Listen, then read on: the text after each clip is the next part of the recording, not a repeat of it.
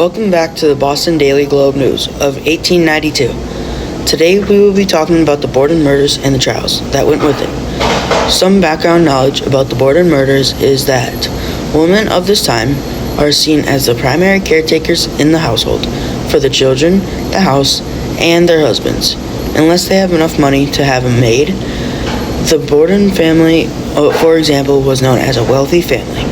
Since the family was wealthy enough, they had a maid. They are not allowed to pursue any interests that they may have unless their husbands allowed it. At the crime scene, they are only able to take pictures, analyze the scene with their eyes, and blood spatter analysis.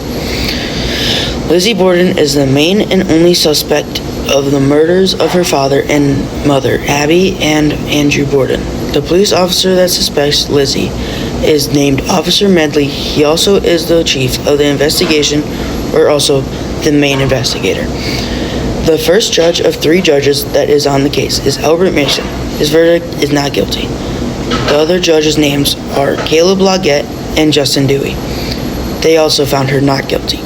Lizzie left to go outside to get water from the barn while the maid was upstairs talking to the mother. Lizzie left the house, leaving the door unlocked, while the maid went outside to clean the windows. When Lizzie came inside the house, she went to her father to find him dead on the couch in the living room.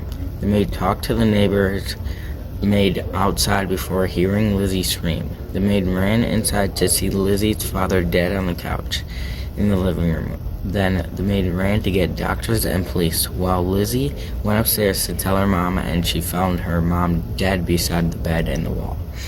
So then after the police came in, the doctors inspected the bodies, and after they moved the bodies to the living room. Then they started asking Lizzie and the maid what had happened and what they were doing before the murder had happened. The event itself was a gruesome murder. Lizzie Borden, daughter of Andrew and Abby Borden. Lizzie was 32 at the time of the murders. What caused Lizzie to do the murders? It was not fully determined what the cause was.